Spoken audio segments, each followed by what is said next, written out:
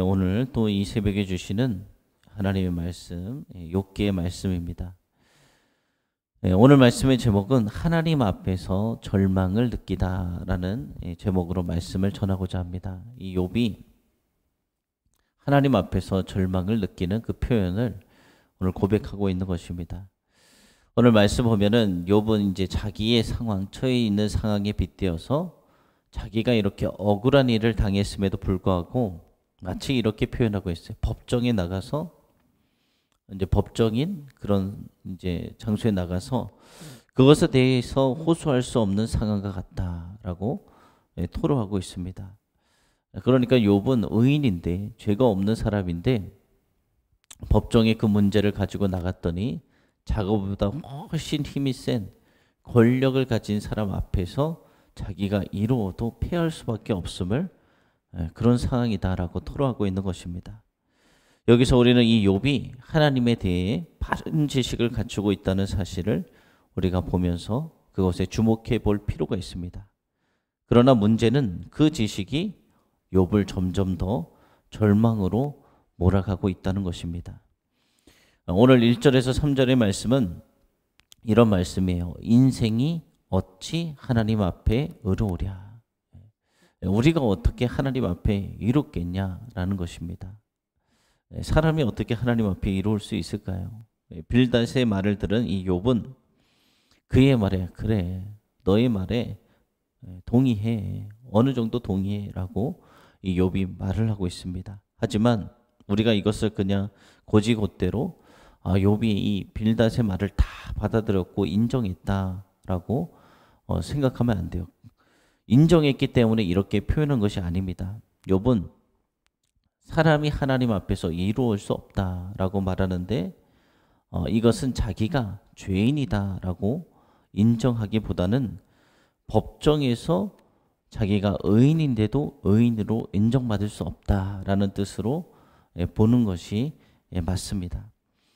우리도 지금 뭐 그런 일들이 많이 줄어들었지만 마치 가난해서 아무것도 교육받지 못한 사람이 억울한 일을 당해요. 억울한 일을 당해서 그 문제를 가지고 법정에 나가는데 법정에 가서 다툼을 벌이는데 상대방을 보니까 법에 대한 지식도 많이 가졌고 또 유능한 변호사도 고용을 하고 그래서 재판에서 자기가 이루는데도 자기는 법적인 지식도 없고 아무것도 가진 것도 없고 하니까 이길 수 없다라는 것과 같은 것입니다. 그러니까 욥이 왜 이렇게 이야기를 하느냐? 자기와 지금 하나님과의 싸움과 같다. 법정에 나간 것 같다. 하나님의 능력에 대한 찬양이기보다는 지금 자신이 아무리 지금 내가 의인이고 죄가 없는데도 하나님과 이 법정에서 이 논쟁을 내가 벌인다면 어떻게 하나님의 그 지혜와 능력을 내가 이길 수 있겠냐? 내가 어떻게 하나님과 싸워 이길 수 있겠냐라고 탄식을 하고 있는 것입니다. 결국 어제 말씀에 보았습니다. 빌닷이 또 이야기했죠. 하나님은 정의로우시다. 하나님은 정의로우세요. 근데 욥에게는 또 하나님은 재판에서 지지 않으신다라는 그런 뜻으로만 받아들여지는 거예요. 하나님의 정의로우심이 오히려 이 욥이 보기에는 절망으로 다가오고 있는 그런 것입니다. 하나님은 정의로우시기 때문에 하나님이 패하십니까? 반드시 이기시잖아요. 그러니까 자기가 이렇게 절망과 고통 속에 있어도 헤어날 방법이 없구나라고 욥이 탄식을 하고 있습니다. 그런데 이러한 경험을 우리가 신앙생활에서도 할 수 있어요. 가끔 합니다. 하나님은 어떤 분이에요? 살아계시고 하나님의 자녀를 도와주시고 하나님의 자녀들의 억울함을 풀어주신다. 우리가 그렇게 믿고 있는데 그런데 그렇게 알고 있는데 내 눈앞에 보일 때 전혀 다른 현실이 펼쳐질 때가 우리의 삶에도 있어요. 하나님이 살아계시는데 나를 도와주셔야 되는데 나를 건져주셔야 되는데 나의 억울함을 풀어주셔야 되는데 현실을 보니까 하나님이 도와주시지 않는 거예요. 욥기의 말씀은 오늘 우리에게 이런 현실에 대한 공감을 우리에게 들려주고 있는 것입니다. 4절에서 10절의 말씀 보면은 이제 찬양이 탄식으로 바뀝니다. 그래서 오늘 이 욥이 말을 하는데 이 욥의 말을 들어보면은 마치 왕이나 귀족과 같이 강력한 힘을 가진 높은 사람에게 억울한 일을 당한 평범하고 힘없는 사람의 탄식처럼 들려와요. 생각해 보세요. 우리도 이제 조선 시대나 이런 시대가 지나가면서 많은 것이 사라졌지만 그 당시 양반도 있었고 종도 있었고 그런 상황이었잖아요. 근데 종이 아무런 잘못도 없어요. 그런데 이 양반이라고 주인이라고 그 종을 들어주지도 않고 그렇게 책망을 하고 벌을 주고 한다면 얼마나 힘들겠습니까? 그 종이 탄식을 하겠죠. 마치 이 욥이 그런 거예요. 지금 욥은 마치 왕이나 귀족같이 강한 힘을 가진 높은 사람에게 억울한 일을 당한 것 같이 그렇게 힘들게 느끼고 있는 것입니다. 욥은 아무리 생각해 보아도 자기가 생각해 봤는데 내가 이런 재앙을 당할 일을 저지른 일이 있는가? 내가 무슨 죄를 지었는가? 생각해 봤는데 아무것도 없는 거예요. 하지만 이에 대해서 아무리 하나님께 억울함을 주장하면 하나님, 내가 무슨 잘못을 했습니까? 하나님과 다투어 봐도 이길 수가 없잖아요. 하나님은 누구보다 지혜로우시고 그 어떤 사람의 이성 지혜로도 이길 수 없고 논리로도 이길 수 없고 또 누구보다 강한 분이 하나님이신데 힘으로도 하나님을 이길 수가 없는데 그러니 그 누구도 하나님과 이 법정 싸움을 벌여서 자기가 이롭다라고 판단을 얻을 수가 없는 것입니다. 그런데 뒤에서 또 이제 보는 그 욥의 표현을 보면은 욥은 이제 하나님을 이렇게 표현을 하고 있어요. 산을 의인화해서 산을 사람처럼 표현해서 하나님은 산이 미쳐 깨달을 새 없이 순식간에 산을 무너뜨리고 옮길 능력을 가지셨다라고 이야기합니다. 또 하나님은 땅을 움직일 수 있을 뿐 아니라 하늘의 일월 성신도 모두 만드셨고 그것들을 운행하고 계십니다라고 또 표현을 해요. 욥이. 게다가 10절 보면은 사람의 눈으로 볼 수 없고 가늠해 볼 수도 없는 모든 기이한 일을 행하시기에 어떤 방법으로도 하나님을 이기거나 설득하여 마음에 바꾸게 하기는 불가능하다라고 욥이 또 고백하고 있는 것입니다. 이런 표현을 보면은 우리가 시편의 말씀을 보아도 하나님을 어디에 많이 표현하나 산으로 많이 표현해요. 산은 신실함, 변하지 않는 그런 표현을 가지고 있습니다. 그래서 욥이 평상시에도 이런 표현을 많이 했을 거예요. 하나님은 산이시다. 하나님은 모든 것을 만드셨다.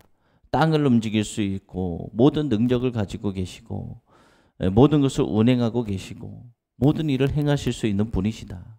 이렇게 평상시에 하나님을 찬양하며 왔을 텐데 이런 어려움을 당하자 그 표현이 또 그대로 나오는데 이번에는 그 하나님이 자기의 대적자가 되시는 거예요. 그래서 이 찬양의 고백을 보면 오히려 이것이 욥에게 더 큰 절망으로 다가와요. 어떻게 그런 하나님을 내가 변론해서 설득을 시킬 수 있을까? 이길 수 있을까? 욥기의 말씀 보면은 대부분 그렇지만 오늘 우리가 말씀을 보아도 이 욥기의 말씀 보면은 가슴에 돌 하나를 올려놓은 듯한 그런 무거움이 느껴집니다. 사람들이 욥기의 말씀을 잘 읽지 않는데요. 의인의 고난이잖아요. 죄 없는 하나님의 자녀도 고난을 당할 수 있다.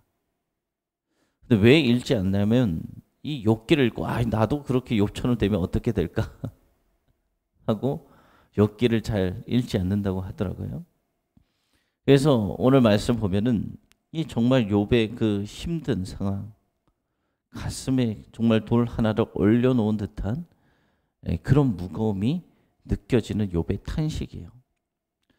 심령 깊은 곳에서부터 나오는 절망을 표현하고 있는 것입니다. 하지만 우리는 이 욥기의 결말의 내용을 알고 있습니다. 우리 가슴 속에서 이 욥이 경험한 것 같은 무거운 탄식이 우리에게 나올 때라도 욥은 어떻게 했느냐? 하나님을 여전히 떠나지 않았습니다. 우리는 이것을 기억해야 돼요. 지금 조금만 힘들다고 많은 사람들이 하나님을 떠나가요. 근데 하나님의 은혜를 정말 체험한 사람은 아무리 어려운 일이 있더라도 하나님을 떠나지 않죠. 왜냐하면 하나님의 살아계심을 경험했기 때문에, 하나님이 어떤 분이신지 알기 때문에. 지금 100만 명의 그리스도인들이 떠나갔다는 것은 연약한 그리스도인들이 참 많다는 것입니다. 하나님의 살아계심을 체험하지 못한 그런 그리스도인들이 참 많다는 것입니다.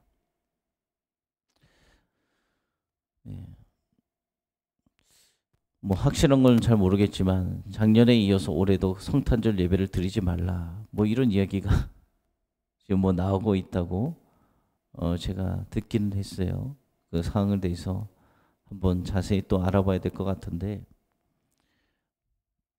아니 지금 위드 코로나를 해서 모든 곳에서 다 이렇게 확진자가 늘어나고 있는 상황 가운데 왜 꼭 기독교의 중요한 절기인 성탄절은 모이지 말라. 이것을 어떻게 해석을 해야 됩니까? 확실한 것인지 모르겠지만 제가 어떤 분의 설교를 들으면서 그런 내용이 문득 들리더라고요. 그래서 알아봐야겠다. 작년에도 그랬는데 설마 만약에 그렇다면 이것은 정말 기독교를 무너뜨리려고 하는 그런 사단의 전략이 이 나라를 장악하고 있구나, 지도자들을 장악하고 있구나 라는 그런 생각이 듭니다. 이전에 이제 저희가 이제 비대면 예배를 드려라라고 했을 때 부산의 소년부 목사님 교회 문을 닫기로 당회에서 뭐 결정을 하고 강행을 했죠. 예배를 드리고 우리는 예배를 드려야 된다. 잔디밭에서 모여서 또 예배를 드리기도 했고 확진자가 나온 것도 없어요. 근데 그 분이 저번에 제가 듣기로는 아는 분이 이제 청와대 무슨 그런 그쪽에 관련된 일을 하신 분이었는데 지금 나왔다고 들었는데, 거기서 이런 이야기를 했대요. 우리의 정권이 유지되려면 교회가 사라져야 된다. 이건 뭔 얘기입니까? 이 지금 일어나고 있는 일들이 계획적으로 진행되어지고 있다는 그런 이야기예요. 이 땅에서 교회의 숫자를 줄여야 된다. 그래서 지금 뭐 10,000개 이상의 교회가 벌써 사라졌죠. 형평성에 맞지도 않게 3살, 4살 아이들이 보아도 알 수 있을 만큼 그런 일들을 행했어요. 그로 인해 많은 이들이 실족하고 떨어져 나가고 교회도 사라졌어요. 점점 뭐 더 심해지겠죠. 이것은 뭐 다 뭐 그렇게 나오는 일들이고, 이럴 때 너무나도 우리가 편하게 신앙생활을 해왔어요. 지금까지 너무나도 편하게. 무슨 뭐 예배를 누가 뭘 막았습니까? 교회는 치킨집, 우리나라에 치킨집이 엄청 많잖아요. 치킨집 숫자만큼 교회가 있대요. 그 교회가 너무 많죠. 교회도 너무 많아요. 교회도 너무 많고 치킨집 우리 뭐 동네에 가면은 그것만큼 진짜 밖에 나가면 다 십자가고 다 교회고 엄청 많아요. 그 가운데 정말 제대로 된 하나님 말씀만을 선포하는 교회, 또 하나님이 주인 되시는 교회, 살아있는 교회는 얼마나 될 것인가. 또 이 시대 보면은 건강한 교회는 살아남는데요. 건강한 교회는 영향력이 없다는 거예요. 건강한 교회는 아무리 코로나고 해도 그렇다. 그리고 지난번에 이제 코로나 시대 해가지고 목회자 세미나 같은 그런 시간이 있었어요. 성결교단에서 참석을 할까 하다가 서울에서 하고 또 그래서 참석을 안 했는데 영상으로 보여주신 이렇게 올려놓으셨더라고요. 했던 것들을. 그런데 우리가 성결교단이지만 감리교의 만나교회 김병선 목사님 모시고 강의를 한 부분이 있어요. 그래서 들었는데 만나교회가 큰 대형교회죠. 그런데 거기는 이제 미디어 사역과 같이 이렇게 잘 해나가고 있는 건강한 교회예요. 그래서 코로나 시대 어떻게 해야 되느냐라는 것을 보여주는 그런 부분이 있는데 사람들이 두 교회를 다닌대요. 두 교회 이상. 이것이 무슨 이야기냐? 우리가 이제 청소년들이나 이런 사람들은 잘 알아요. 온라인을 하면, 게임을 하면은 주 캐릭터가 있고 부 캐릭터가 있어요. 이것은 뭐 내가 주로 하는 거, 그리고 가끔 하는 거, 심심해서 하는 거. 그런 것처럼 교회도 내가 주로 나가는 교회, 내가 11조도 하고 헌금도 하고 내 몸이 나가는 교회가 있고, 부교회는 그냥 온라인이나 이런 것으로는 아무 교회 그냥 말씀 들으면 된다는 거죠. 어디 교회 좋은 말씀 있으면 그냥 가서 온라인으로 다 되니까 듣고, 또 좋은 프로그램 있으면 그냥 온라인으로 보면 된다. 그렇게 이야기를 하더라고요. 그래서 앞으로는 뭐 그런 시대가 아니라 이제는 그냥 자기가 섬기는 교회를 다니면서 취사 선택을 해서 메시지를 듣고 그런 시대가 올 거다. 그래서 이런 시대에도 건강한 교회는 살아남을 거다라는 이야기를 하더라고요. 돌아보면은 그렇죠. 벌써 1만 개의 교회가 사라졌는데 대부분 사라진 교회는 뭐 작은 교회겠죠. 월세를 내다가 코로나 시대다 보니까 성도들이 교회 출석하지 못하고 또 성도들의 상황도 어려워지잖아요. 그러다 보니 월세를 감당하지 못하고 문을 닫아야만 하는 그런 교회들이 참 많이 있었을 거예요. 그러면서 우리가 나아갈 방향은 무엇일까요? 건강한 교회구나. 메시지, 저는 메시지를 중시했는데 작은 교회는 메시지로 안 되겠구나라는 또 생각이 들더라고요. 왜냐하면 다들 큰 교회 메시지를 들을 거 아니에요. 메시지가 좋으니까 좋을 수밖에 없죠. 김병선 목사님도 이야기를 해요. 다른 교회 목사님들과 제 설교는 비교가 안 됩니다. 왜냐하면 저는 6명이 도와주거든요. 설교 한 편을 쓰는데 그 설교를 위해서 부교육자들이 같이 해요. 대형 교회는 예화를 준비해주고 어떤 좋은 내용들을 다 모아가지고 한 편의 설교를 준비합니다. 그러니까 작은 교회와 대형 교회는 설교에서 수준이 차이가 큰 거예요. 우리 교회는 어떤 방향으로 흘러가야 되는가, 그것을 고민하고 또 기도하시기 바랍니다. 작은 교회는 사랑밖에 없어요. 말씀이 아니라, 말씀도 중요하지만 뭐 다 하면 좋겠죠. 하지만 인간이란 게 한 명이서 어떻게 그것을 다 감당할 수 있습니까? 사랑의 교회, 사랑의 갈급한 심령들. 대형 교회에서 줄 수 없는 것이 사랑이잖아요. 한 사람 한 사람 사랑해 줄 수 있는 것. 그것을 하면 이제 또 말씀 준비할 시간이 많이 뺏기는 거예요. 딜레마예요. 자, 기도하도록 하겠습니다. 오늘 이 말씀을 통해서 이렇게 탄식하는 사람들이 참 많아요. 여러분 하나님을 여전히 떠나지 않았다 그럼에도 또 우리가 그것을 기억하고 주위에 아파하는 사람들과 우리가 또 공감하고 격려하는 삶, 그런 삶을 살아가기를 소망합니다. 기도하겠습니다. 살아계시고 은혜가 풍성하신 하나님, 주님께서 우리와 함께 해주심에 주님 감사합니다. 오늘 이 욥기의 말씀을 통해서 또 이 시대에 어렵게 살아가고 있는 그런 많은 사람들을 떠올리게 하심을 주님 감사합니다. 그런데도 욥은 하나님을 떠나가지 않았음을 우리에게 보게 하십니다. 아버지, 힘든 일들은 다 누구에게도 올 수 있습니다. 죄악을 저질러서 힘든 일이 오는 것이 아니라 또 나는 이렇게 살아갔다고 모든 일이 또 해결되는 것이 아니라 우리의 인생이 또 우리의 마음대로 되지 않을 때가 있습니다. 그럴지라도 우리 모두가 다 하나님 붙들고 그렇게 나아가는 우리가 되어지게 하여 주시옵소서. 또 이 시대 힘들게 살아가고 있는 수많은 이들을 우리가 바라보고 기도하고 아파하고 같이 공감하고 그들을 격려하는 그런 삶 우리가 살아가게 하여 주시옵소서. 예수님의 이름으로 기도드립니다. 아멘. 이 시간 다 같이 주기도문 하시고 오늘 새벽 예배